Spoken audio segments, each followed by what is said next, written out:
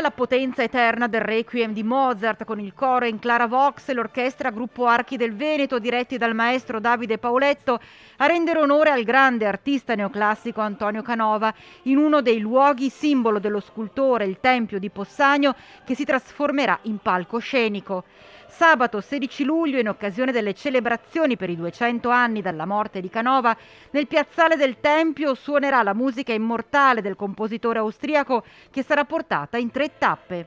Una Possagno, una Venezia e una Roma, proprio le città canoviane per antonomasia. Questi eventi fanno parte appunto delle celebrazioni del bicentenario. Abbiamo in essere oggi 2 mostre, una sulla Maddalena e una su Canova e il Dolore, quindi veramente per Possagno un anno fenomenale.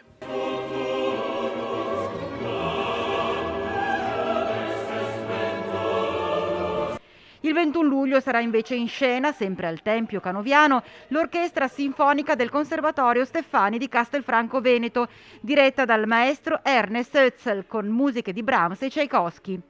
Insomma, grande scultura, grande pittura, grande musica, grande arte, aspettando la data clou delle celebrazioni canoviane, il 13 ottobre 2022, giorno in cui, 200 anni fa, l'artista si spense.